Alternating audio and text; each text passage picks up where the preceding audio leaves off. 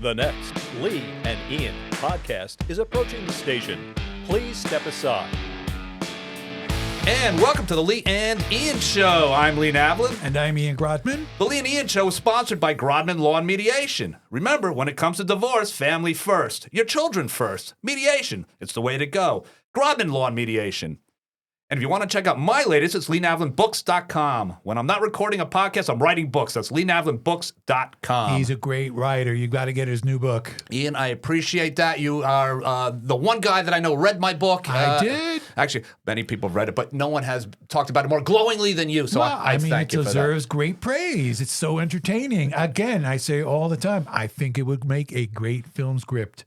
From your lips to God's ears. How about that? Or, or someone in Hollywood, maybe. Yeah. Maybe it'd be a little better. All right, but good. Ian, first off, I shout out to a fan. Yes, we have a fan. We do? We Who? do. Tell me.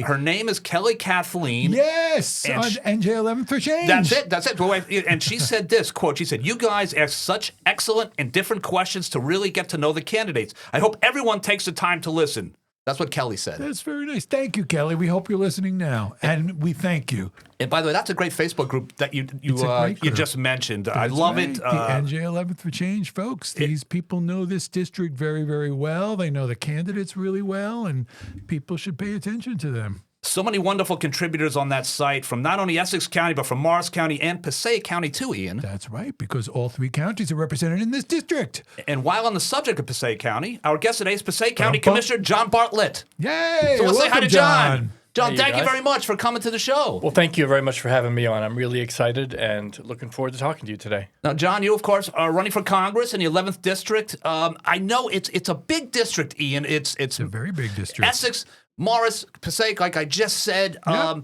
Now, you just came here from Passaic to meet us here in Maplewood. How long did that take? Even though you were in the one district the whole time, or perhaps not, because sometimes you got to veer through. Yeah, you definitely go back and forth between districts as you're going through our part of New Jersey. So only about half an hour. Okay, good. I live in Wayne. Yep, that's right. Okay, So, yep. and these are all streets that are very familiar to me. Our first house was in West Orange. We still go to church in Montclair. We got a lot of deep roots in this area. My wife worked with the South Orange and Maplewood school districts for a couple of years on some of their diversity work. So we have a lot of connections in Essex County and out in Morris County as well. Very good. Now, Wayne is an interesting city or town. I guess Wayne would be a town in that it's got the 11th district in there, but it's only a piece of it, right? Is it a little, just for people unfamiliar with Wayne and Passaic County, and you're the Passaic County Commissioner. Because this is an Essex County podcast, I guess you might say. Well, you might say that, but we're expanding. We're expanding, yes. But for our listeners that want to learn a little bit more about Wayne and Passaic County. Today, Essex County, tomorrow, the world. That's right. Podcast. Yes, that's right. And you know that's what, our goal. Lee, I think people should know that John actually was endorsed by the Passaic County Democratic Committee in this race, which is quite a feather in his cap. Yeah, certainly. Right. I mean, you come with the street credentials. Not only did you get the endorsement, but I mean, you've been there for years. You've been in office for since 2012, I've been the county commissioner for a dozen years. They used to call us freeholders. Yes. Then in 2020, they changed the title to county commissioner. I can tell you, whatever you call me, people don't really know what it is. Right, it's or true. what it's for. But it's been such a great opportunity for me because it really is a little bit of everything government does. I mean, you think about the whole range of issues that I'm sure your listeners think about every day, whether you're talking about education, access to health care, infrastructure, roads, getting to and from work, senior services. All of that in New Jersey falls under county government. Yep. So it's been a fascinating opportunity for me to really understand how almost every piece of government works, and in particular, relevant to this race, understand how the federal role in it, both regulatorily and especially from the standpoint of resources, makes a huge difference to New Jersey. Yeah. I'll give you one example. One of the very first things that happened when I became a freeholder back in when I was first elected in 2012, it was right after Superstorm Sandy. We had a federal road project, federally funded road project, Route 46 and Route 3, right near Montclair State. I don't know if you all get up there very frequently, but if you know that stretch, it was one of the most dangerous stretches of highway in North Jersey. And there was a plan in place. There was a design and there was federal funding in place to make it a lot safer. And one of the first things that happened when I came on the freeholder board is I was appointed to the North Jersey Transportation Planning Authority to represent my county. And Governor Christie came along, and he wanted to take that money out of that program and spend it someplace else. And I said, you can't do that. This is too important. It's too dangerous an intersection. It's right by Montclair State, affects a lot of kids and a lot of families, and of course, commuters in the region. And we kept that federal funding flowing. And that's part of a bigger story of how, over the last dozen years, I've brought $960 million in federal funding back into the 11th District just from my current role as a county commissioner and a NJTPA board member. And that's everything from big projects like that one to wonderful rails to trails projects in Morris and Passaic counties, to a lot of pedestrian and school safety. I was able to get about $15 million to make kids walk to and from school in Wayne safer. So that piece of it, the intensity of the resources that you need for some of these projects is a big part of what I've accomplished. And it's also a big part of how I've managed to cut Passaic County's property tax rate every year for the last 9 years. How did you do that? Not by doing less, by going out and getting more in the way of resources. Great. Federal resources on infrastructure, state resources on education. There's so much interplay among the levels of government, and recognizing and understanding how that all fits together is a big part of what motivates me to run for this congressional seat this year. Now, you've also championed the Gateway Project. That's a big thing that's fallen under your, you might talk a little bit about that. That is huge. And just so we're clear, when Donald Trump said it's terminated, Right. he doesn't get to do that. These are funds that were allocated. Here's another great example of like how that money makes a difference. We got $7 billion one time, and we got a call saying we got to have this special meeting. We vote on our $7 billion new dollars coming out of Washington for Gateway. So this stuff happens very quickly, very often, but it is vital, and it takes continuity. One of my concerns about Trump's remark about terminating Gateway is not that it's actually going to happen, but that every year that this project gets delayed, and even on track, it's not set to be completed until 2035. Right. On track was a joke. I didn't even realize Yeah. that. Even on track, we're talking about almost another decade. The more rhetoric you have against it, the more confusion you have coming out of the executive branch on what they're doing and what they're not doing, and who Donald Trump woke up cranky about today and decided he's going to stop doing something, the more of a challenge it is. The first time I ran for office was the fall of 2012, Superstorm Sandy. 2 weeks before Election Day, the storm hits. Yep. Right. Nobody wants me knocking on their door unless I'm PSC&G. That's right. Do you have electricity for me? Right, that's right. Yeah, Exactly that's all they right. want. Yep. Exactly Maybe right. a grocery delivery. But any given year, something like that could take place. Yep. So the fact that you can even have a president that, as I say, wakes up cranky with somebody one day and decides he's going to cancel a multi-billion-dollar project that takes all this time and continuity. I mean, one of the things that is really remarkable about this infrastructure work is I'm not just voting on a budget for this year, next year. I'm voting on stuff that's not going to be finished until 2 or 3 or 4 more elections out ahead of me. I have a 3-year term as a county commissioner. I'm voting on things that are going to be finished 2 terms out in the future. Right. Now, John, you are a Harvard Law School graduate, okay, which is, Ian, quite impressive, right? Harvard Law School, It's right? it's Ian's a very lawyer, impressive. too, so... I'm no Harvard Law School graduate. Well, though. you could have went there if you wanted to. I right? could have, yeah. I chose to go to Rutgers Okay, instead. Yeah, right, that's yeah. But so Harvard, and then you're a partner at a law firm, Murphy and Orlando LLC, where your practice includes litigation for nonprofit organizations, voting rights, and ballot access. This seems to be a big thing for you, the little guy, making sure that everybody has an opportunity in this country. 100%. This is the centerpiece of what I want to talk about on this campaign, because voting rights are at stake in this election. Yep. And I believe we've got one opportunity to make sure that the presidential election of 2028 is free and fair, and that's to elect a voting rights lawyer from the 11th Congressional District this year. Yeah. I have gone toe-to-toe with the Republican Party in federal court, district court, and the Circuit Court of Appeals down in Philadelphia on the issue of voting rights and racially targeted voter suppression right here in New Jersey. I've taken on Donald Trump in the U.S. Supreme Court by joining the case against him when he tried to use that citizenship question on the census.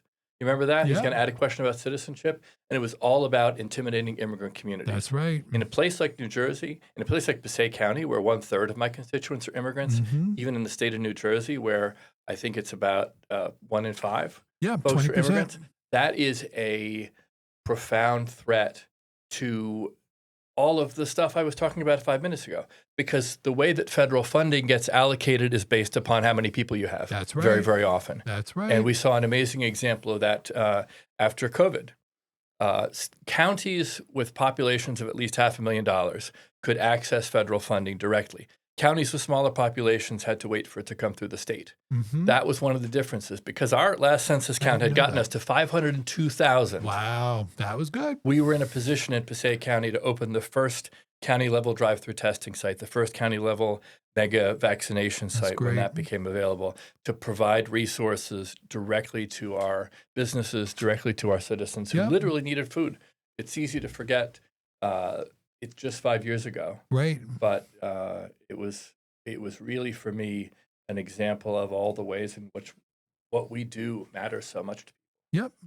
John, I would imagine that you get a lot of what you want to do to help your fellow neighbor, fellow American. Your dad was a country doctor. He kept a chainsaw in his pickup truck, so nothing could keep him from a patient in need. Where was that? I just want to thank you for reading my whole website. Well, you know what? This is what I do. I do my research. That's it. We're prepared for these interviews. I prepare. Ian shows up 5 minutes before we go to air. And I do research too. He shows up with a scarf on, his sunglasses, his driving gloves, and That's he says, it. "Go, let's go." So My in the meantime, car. while I'm busy here, My driver. but you have there's so much information about you because you've been out there for so long. You've been doing this for a long time. And you've been doing good work for a long time. Thank you. Well, thank you for visiting johnbartlett.com. That's right. Which yes. everyone can do. And my dad grew up on Godfrey Road in Montclair, but ended up as a member of the faculty out at Penn State's teaching hospital in Hershey, Pennsylvania. So I grew up in Hershey, and Dad was a small town country doctor. I remember riding with him in his pickup truck on house calls to his pediatric patients. And, right in the back, he had his old black doctor's bag, and he had a chainsaw side by side, and I knew that nothing was ever going to stand between him and a patient. Very nice. And that's where I learned that when somebody needs your help, you run towards that without regard to yourself. And I can give you a specific example that I remember. You guys are both old enough to remember the 3 Mile Island nuclear accident in 1979. So when the leaves are off the trees in the wintertime, I could see the TMI cooling towers from my bedroom window.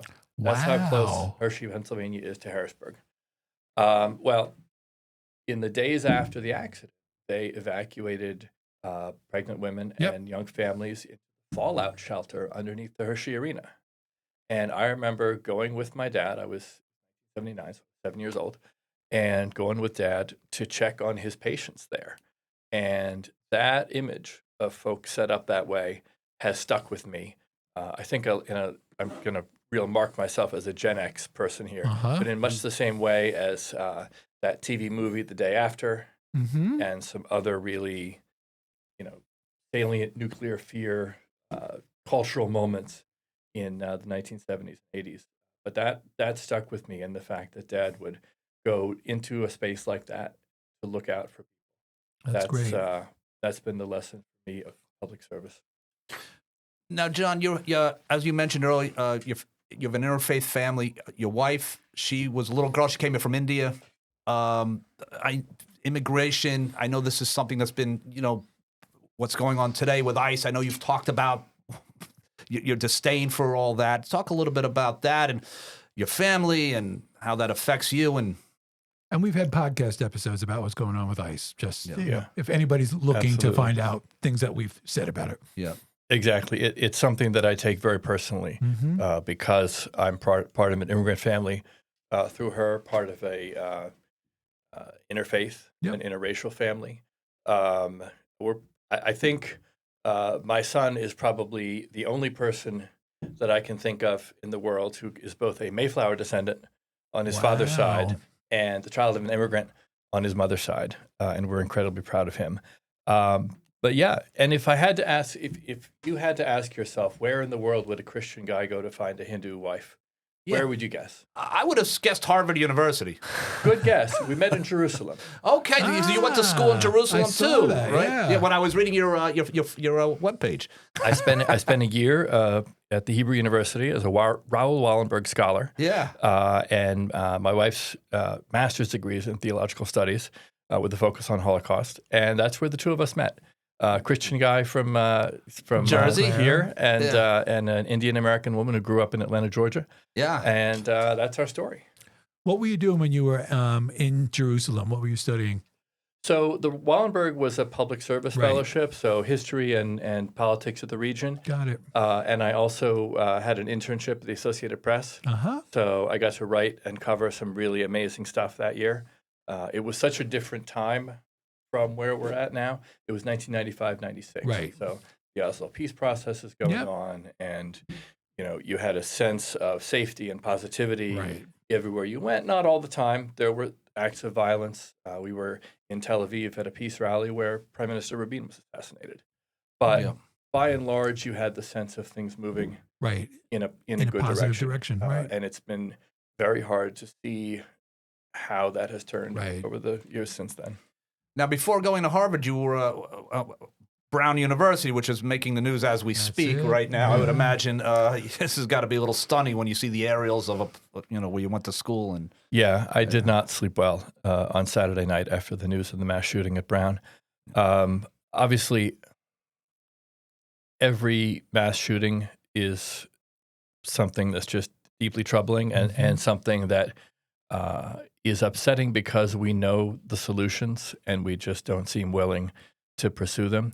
But when you're reading about it and they're describing buildings you've been in, study sessions that you can picture what it was like and how it felt and how it was cold in the classroom because it was, November, December, it's something special and difficult to think about. And my heart goes out to those Brown University students. And I think it's a special kind of disregard for human life to know what the solutions are and to offer only thoughts and prayers. Right.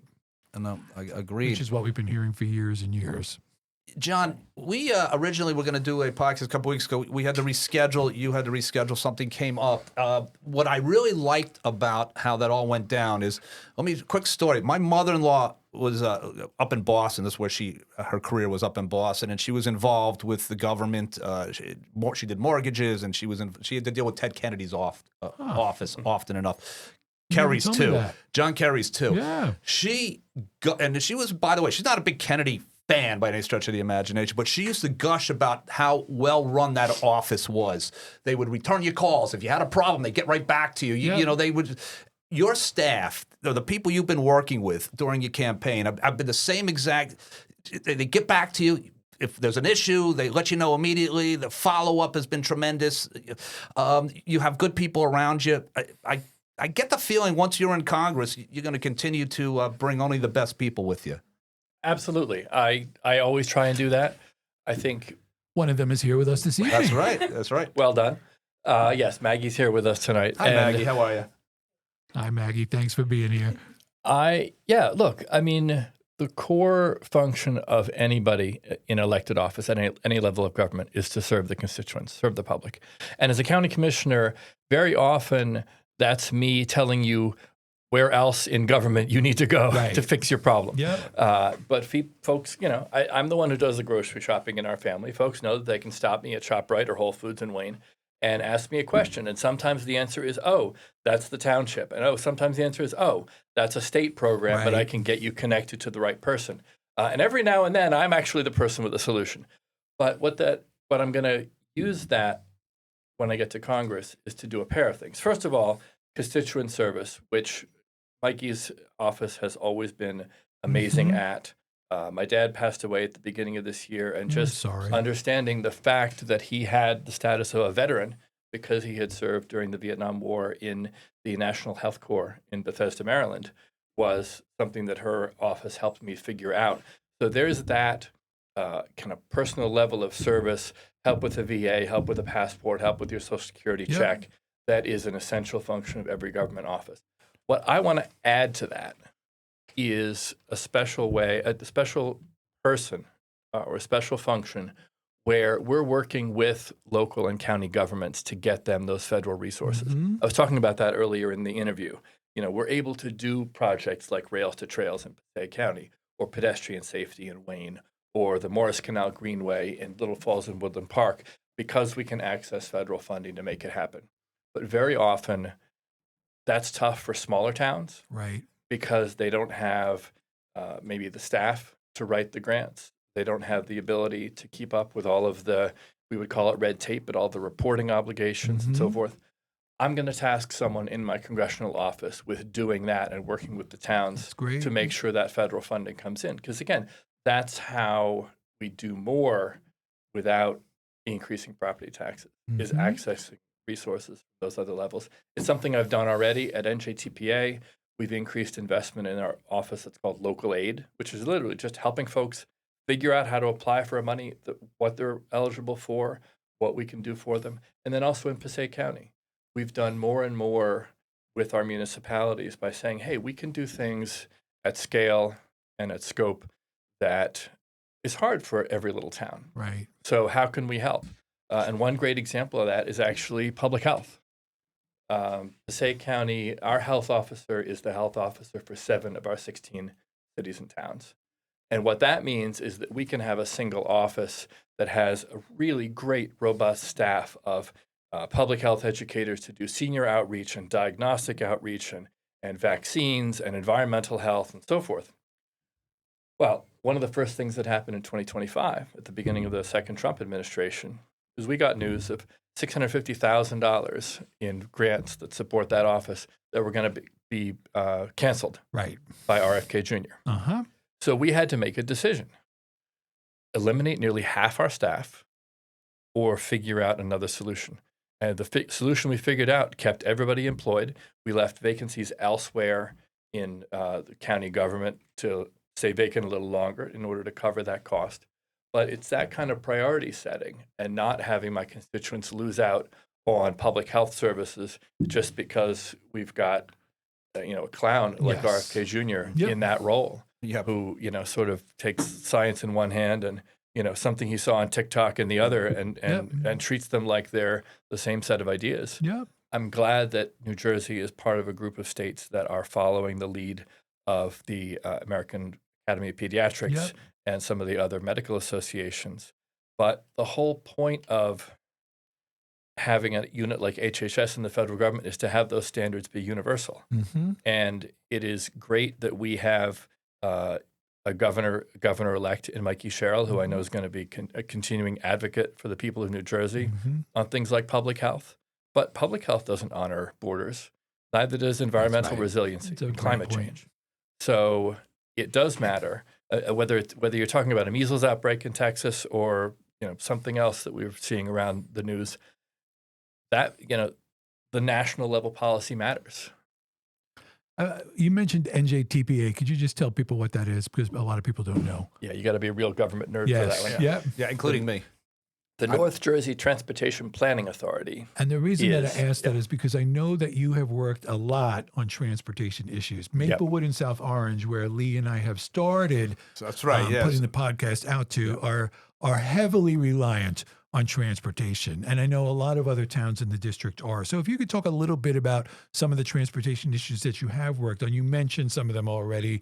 What you would like to do as a member of Congress in terms of improving transportation for the district.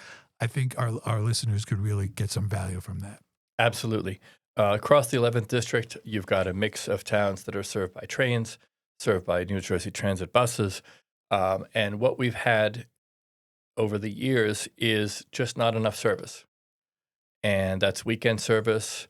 That's in other parts of Essex County, the disappearance of the DeCamp private bus lines and the fact that they haven't been replaced by adequate alternatives from New Jersey Transit. What we do through NJTPA is access the resources that can make that happen. And sometimes that's a matter of upgrading NJ Transit's trains, and they're going through a process that I want to recall correctly, ends in about 2030, and all of those passenger cars will have been renewed, and the oldest ones will go away. But service needs to be more robust. We need to be investing in both more current service and also more of the service that helps you with what the planners call the first mile, last mile problem, which is the distance between your house and your transit and getting in the car there. One of the things that we've implemented in Passaic County this year as a pilot project in Clifton and Passaic, expanding in future years to more of our cities and towns, is what's called microtransit. If you've ever been in Jersey City, you've seen those bright pink or fuchsia vans that say VIA. Similar thing. Ours are a little bit less gaudy, but it's the Passaic County Move program. And for anywhere in Clifton and Passaic, you can go in one of our vans for $1.80. That's great. And what that means is that folks in a place like the city of Passaic, where car ownership rates in families are very low, that first mile to transit is something that you can do for less than $2 in one of our vans, as opposed to $5 or $10, or a long walk in an Uber or some of the other alternatives. So investments that fix that first mile, last mile problem, investments in more consistent service, including weekend service for towns that are served by New Jersey Transit trains and buses, and just trying to, from my standpoint, listen to the towns and what their needs are. I talked about how I want to task a staff person with that. Every town has, the school where the sidewalks aren't finished in that last little bit, or some sort of situation that just with some improvements to the technology of your traffic lights, there's so much to be done if we can access the resources. Yep, that's great. John, question. Yeah, excellent analysis there. Wouldn't you agree, Ian? Yeah. Yes, that was wonderful. I agree. Getting back to Kelly Kathleen, who was telling us that she loves Getting back to our fan. That's right. Our fan loves the questions we ask. So I know one of the questions that she loves me asking is, when did you decide you were going to run for Congress? How does that conversation work with your wife? If I tell my wife I'm running for Congress, she goes, and I'm doing everything you're doing. I'm a lawyer, and I'm on a county board, and I'm the commissioner. And when did you decide this was something you were going to do? So I actually ran in the primary with Mikey 8 years ago for just a couple of months, and ended my campaign and stepped back and to help clear the field for her. So it was something that, from my role as a county commissioner, I recognized as a step that would enable me to do more of that work and do it with greater depth than I can at the level of the county government. What I tell you is different between 2017 and this race is the effect on my family. Specifically, that first race, my son was still living at home. He was about in 8th grade. Okay. And, he would sit outside my home office when I was working on campaign stuff or dialing for dollars, which is so often, unfortunately, a big part of what we have to do as candidates. Yes. And, it was the summer of 2017. And he would just sit out there and ask, hey, can we go play Frisbee for 5 minutes while you're taking a break? That kind of thing. That was heartbreaking. Yeah. That was the hardest part of that first campaign. That's like the Harry Chapin song, now, Cats in the Cradle. That's what you're right. I know that exactly song. Right. And this time he's a senior in college. Yeah. So he's off doing his own thing, and there isn't that hard part, that tug at the heartstrings of what I'm really giving up. I mean, look, it's a real cost in terms of time with family, but my wife has always been consistently very, very supportive on this. The work that she does, she's a professor at Fairleigh Dickinson University. She works on race and religion in America, so nothing controversial. Right. Yes. Absolutely right. Easy topic, right? Yes. Easy class, right? If it's one of those words that the Trump administration has banned, like She's equity involved. and diversity and inclusion, it's absolutely all over her books. And actually, she worked for a number of years with the South Orange Maplewood schools on teacher trainings. But so she recognizes what a moment this is in American history, the trajectory and the choices that we're going to make. As a lawyer, I'm pivoting a little bit here, but as a lawyer, of Generation X, almost all my life, I've watched the Supreme Court expand our rights. Mhm. Loving versus Virginia for Yep. marriages like mine, Brown versus Board of Ed, Roe v. Wade, a whole host of decisions that were about making Americans more free. And watching that curve turn 180 over degrees. this last Yep. decade or a little bit longer, with decisions like Citizens United and Shelby Yep. County that have whittled away at voting rights and individual voices in politics, to obviously decisions like the Dobbs decision and a whole host of others where, the cases I studied when I was in law school Yep. 20, 25 years ago were about freedom from government use of its coercive power, for example, on religion. And the way that that's been turned upside down by the Supreme Court to talk about the freedom of a teacher to make all of his students pray. It's backwards. Mhm. It's inconsistent with the direction that this country has been going and should be going since the 1960s, with the expansion of diversity, all the different kinds of diversities we have in this country right now, the rights of LGBTQ folks, and so forth. And it's a moment when we need people who can speak clearly on that to step into roles in Congress and start reestablishing those standards, start also putting in place some laws and bright line rules where it used to be guardrails and standards. Right. I feel like for almost 250 years, we got by on, statesmanship and fair play to some greater or lesser degree. You think about our founding fathers talking about pledging their lives, their fortunes, and their sacred honor. Yep. Think about that phrase and try and apply that in 2025 Nope. in this administration. And I'm a big history buff, and if you get me started on American Revolutionary history, We could have another podcast. We have a whole nother podcast. But there is something we need to rediscover, but there's also something that we need to recognize that the country is going forward into a new point in time, where obviously those founding fathers all looked and sounded and prayed like me. Right. Which isn't true today and shouldn't be. But there is so much more that we need to do to get that curve moving in the right direction again. Everyone thinks of the Martin Luther King quote about the arc of the moral universe is long, but it bends towards justice. But Barack Obama was right when he said it bends towards justice because we bend it. That's right. John, I know you've been involved in advocating for so many different groups of people who, we overlook.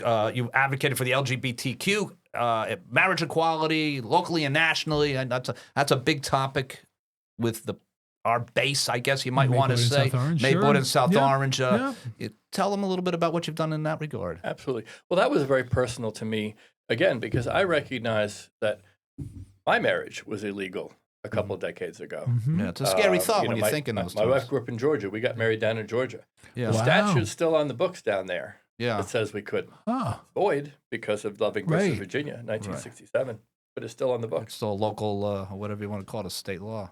So that's, I look at the issue of marriage equality for LGBTQ folks, and that is just the next correct step in that Loving versus Virginia. And of course, that's what we got with the Obergefell decision. Right. And hopefully we don't get That's it. a retrenchment on that It's pretty out of the scary. Supreme Court. Yep. Absolutely. Once you get elected, if you get elected, I'm a glass half full. Once you get elected, and your first day, you're in Washington D.C. and you're on the congressional floor. Who's the first? Who do you want to shake hands with first? It's like, hi, I'm your colleague. Wow. Senate, Congress. Question, Lee. There are some terrific people down there. I know that Congress gets a bad rap, and some of them deserve it, but a lot of folks are there just trying to do the right thing by their constituents and by their nation. There are a lot of patriots down there, and I can't think of one specifically, but I think what I always want to be sure that I retain from my current position is that something doesn't have to be complicated to be consequential. Okay. that, you get down there, and I think you're talking about big laws and complex ideas and so forth. But some of the most important stuff that I've done in government has not been about creating some big fancy apparatus or something that I would study at Harvard Law School, but about just literally opening a door on a weekend. We have a pool at our Passaic County Technical High School, closed all weekend because it's a school. We had a group of parents come to me, parents of special needs students, kids on the autism spectrum, other folks like that. Swimming and water safety is a real concern for a lot of those folks and a lot of those families. So we opened our pool on the weekends for volunteers to teach kids to swim. That's great. And it wasn't, we didn't have to build a pool. We had to unlock a door. Right. There's so many examples like that. I've done a lot of work trying to take what we're already doing and making it more accessible to people, because when we only talk about what government is doing in English, immigrant communities often can't access it. Right. So you talk about things like resources on autism. I worked with our county surrogate to make sure that information is getting out there in multiple languages. I've worked with a whole team of folks during Census 2020. We were trying to do that census count in a county where, again, 1 in 3 of my constituents is an immigrant. And because we did it in English and Spanish and Arabic and Gujarati and Bengali, we had our highest count in 50 years, even though we were doing a census count during a pandemic. So it's not necessarily the most complicated idea, but making sure that people connect with the services the government has for them is something that I've been working on my entire career. Well, I know who, if I get elected to Congress, I'm walking up to Bernie Sanders so I can say, hey, my podcast partner looks a little like you. That's okay. Well, because you're wearing the suit and tie today, Ian. So That's true. I don't always wear a suit No, and that's tie. right. So you got that, but that's, Okay. But it would be Bernie He's Sanders. a little older than me, Lee. Yeah, he is. He's Yeah. and he is a senior citizen, Bernie Sanders. You are not, right? Well, but not really. so, but we're talking about so let's a little bit about seniors. You afford state health care. I do get the discount on the train now. You do get the disc. Okay, yeah. Well, I get the over. 62. I could be in an over 55 community. There How you about go, that, right? That's where I am Yep. right now. But you fought state level health care funding cuts for elderly and disabled residents. Yeah. Tell us a little bit about how you did that, and So Passaic County is one of the last counties in New Jersey that still runs a facility for senior citizens and people with disabilities called the Preakness Healthcare Center. It's located in Wayne in the 11th Congressional District. And there was a point in time under Governor Christie when a whole bunch of reimbursables had accrued and hadn't been paid out by the state. I think it added to about $13 million, something like that. And just continuing to stay on that issue, continuing to advocate for those residents and making sure that those funds came in was something that I and my colleagues worked very hard on. And I'll tell you that Preakness Healthcare Center, for me right now, is a real reminder of the consequences of Trump's big, beautiful bill. Because the folks, it's a wonderful facility. We provide excellent care to all different kinds of people with all different kinds of needs. But the sources of funding include Medicaid, Medicare, private pay, various sources. The way in which any hospital or any senior center is funded is a combination of all of those. Well, you take out the Medicaid piece with the changes, with both the defunding and the changes in the need to qualify every 6 months instead of every year and so forth. And that affects everybody's care. Yep. That doesn't just affect the care for the people that are there who are getting paid for by Medicaid. It affects our ability to have adequate staffing levels, our ability to provide that quality of care and quality of life to every last participant. And I think that's the part of this debate that gets lost sometimes. We're talking about a particular program, and you say to yourself, oh, I'm not on that. Right. As if that solves your problem. Right. And it doesn't necessarily. Very often, because taking healthcare as a great example, it takes all these different sources to make something happen. I mean, I'm sure there were a whole bunch of people that were surprised to learn that when we are engaging in overseas food aid, we're buying that food from American farmers. That's right. Or people don't recognize something. Somebody will say, oh, I'm not on Medicaid, I'm on New Jersey Family Care. Right. Well, what's the funding right, source? exactly. So, part of that is something I've been trying to demystify all my life not all my life, all my political life as a county commissioner and freeholder. Because, the most basic question is, what is a freeholder? Right. Now we don't have to ask that question anymore, but it's not obvious. So explaining what we do and why it matters has always been part of public service for me. And I think looking at the difference between rhetoric and reality in Washington right now, between the difference of talking about a big, beautiful bill and these are programs that only help this kind of people, ignores the way in which we're all in this together.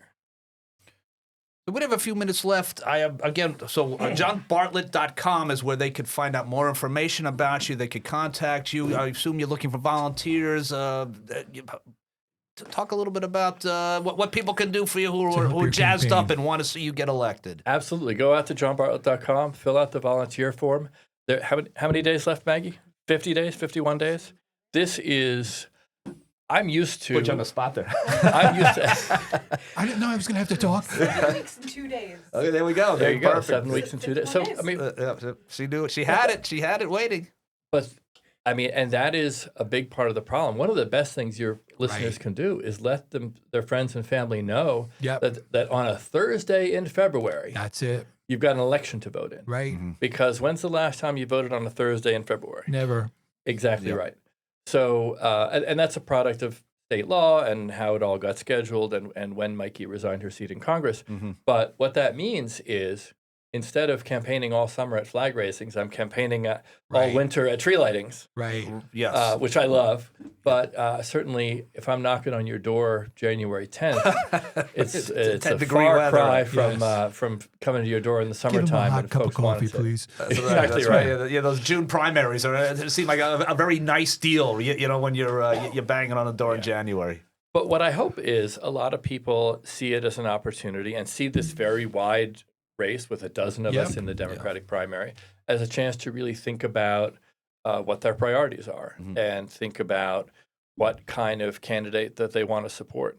I'm looking forward to the fact that a lot of this is happening over the winter break for students. I hope college students come out and get involved in our campaign. That's a good point. Yeah. And I hope people do take a look at this field of candidates and think about the difference, for example, between promises and proof. Everyone you speak to, I haven't listened to all your podcast interviews with the other okay. candidates. Well, you're busy. yet, You're a busy We know man. you're a busy guy. but I'll bet a lot of them promised to fight Trump in one way or another when they got to Everybody Washington. promises to fight Trump. Yeah. Exactly right. So Yeah. who's fought him already? That's right. Yeah. You That's got a leg up on everybody. I've been doing it already. You guys want to fight them? I'm fighting them. Look at the difference between promises and proof. Look Yeah. at the Yeah. difference between folks, well-intentioned, good people who say, I want to do this and I want to do that and I want to do the other thing. Yep. Look at the candidate who has stood up against Donald Trump in the Supreme Well Court said. already, who's gone toe-to-toe with the Republican Party to protect voting rights already, who stood up for seniors and infrastructure projects my constituents needed already when Republicans tried to take that funding away. Yeah. But you can't teach experience. You can. And I have another question, speaking of experience, right? Because, John, your accomplishments are great. And you have a lot of issues that you're passionate about. So to follow up on Lee's question before about who you want to meet first in Congress, can you tell us what the first issue is that you would want to work on, or the first two issues that you would want to work on when you get to Congress? I'm glad you said two issues. Yeah, because it's going to be hard to pick There one. are very well. Yes, it's hard to pick one, but there are two that are very much front of mind for Good. me. One of them is healthcare affordability, Uh-huh. and I'm an advocate for a public option. So that's an idea that got put on the Great shelf to hear. back when we were talking about Obamacare, the Affordable Care Act, about a dozen years ago, and that didn't get included. But it would use market forces to decrease costs Yep. and to provide alternatives to private sector insurance Mm-hmm. that would keep that private sector insurance more honest and more economical, Good. and bring us back to a space where more of your healthcare dollar gets spent on actually providing someone with healthcare Right. than on the administration of it. So one of the first things I want to do when I get to Washington is advocate a public option for healthcare. Excellent. The second real priority of mine goes back to the very beginning of our conversation, and that's voting rights. Mm-hmm. I know the tricks for more than 2 dozen years. I've been training lawyers for election day work. Yep. I've been fighting the fight myself. I look at so much of what Trump is doing with these executive orders, Yep. and I see little bits of each one that have a relevance to voting rights. The English language only executive order, and how that can be misused in states to make it harder for naturalized citizens, immigrants, where English language is an issue, to access the ballot. The way in which obviously states now are engaged in mid-decade redistricting Yep. that's designed to break up communities Yep. and provide political advantage to the other side over the communities that a lot of those representatives who are going to lose their seats represent. So I've seen the tricks. I know what works. I've fought them. And I want to make sure that through legislation and through litigation, if we have to, we make sure that the fall of 2026 midterm election is free and fair. Because this is the first congressional race of 2026. It's going to do a couple things. First of all, it's going to set the tone for the rest of the conversation. So when we're out there talking about making sure American elections stay free and fair, when we're out there talking about the public option as a solution on healthcare affordability, that's going to be a conversation the whole country is listening to, and it's going to set the tone for the rest of 2026. But it also means that when I'm elected to Congress in April, see what I did there? Yes, I did. Glass half full. When I'm elected to Congress in April, I will take office right then, and I will already be in that position to work on those issues ahead of the 2026 election, and certainly, obviously, ahead of 2028. And I'm looking forward to getting started, hitting the ground running with the experience that I have. And then come next November, I'm looking forward to being part of a Democratic majority as we head into the fight for 2028. Yep. Thank you. John W. Bartlett for Congress, Ian. So that's what we It might happen. It might happen because he came onto the Lee and Ian show, right? That's so, it. right, we you owe it all to the Lee and that's Ian right. show. Well, we shall see. But seriously, John Bartlett, thank you so much for coming down. JohnBartlett.com, right? JohnBartlett.com is your website. And Ian. Something else John wanted to say. Yep. You look like you wanted to say something else. I think he was just going to tell you that he likes your tie. Oh, there we go. No, I was just going to say again, this is a crucial election, and it's an election that could blow right by you in early February if you don't realize it's coming. Yep. So I encourage folks to visit me at johnbartlett.com, find out more about my candidacy, double check your registration status, make sure that your kids, when they're home from college, Can vote. get That's that vote it. by mail ballot. Vote by mail Those vote by mail Get ballots registered. for the folks that get them every time, those are going in the mail on December 22nd. Yep. So first of all, make sure you don't recycle it with the Christmas cards. That's right. Yes. Because you got to vote that Good ballot, point. not Right. just throw it in the thinking. recycling. Yes. But also, all those young people that are coming home from That's college, it. all those folks, who don't realize that there's an election coming up in about 7 weeks and 2 days. Pay attention, listen up, find me online, follow me on socials. We were talking about voting rights through a lot of this. I've done a whole slew of videos over the years, just kind of explaining how voting works. Yeah. Very good. So find those if you have questions, reach out to us through the website. And thank you guys very much for having me. I think this was Thank you for terrific. coming. I It really was enjoyed great. the conversation. This was a great time, John. Thank you very much, Ian. Until we do it again. Good night and thank you. Thank you very much, John. Thanks again, everyone. And And thank you, Maggie. Maggie, thank you. And we will talk to everyone real soon.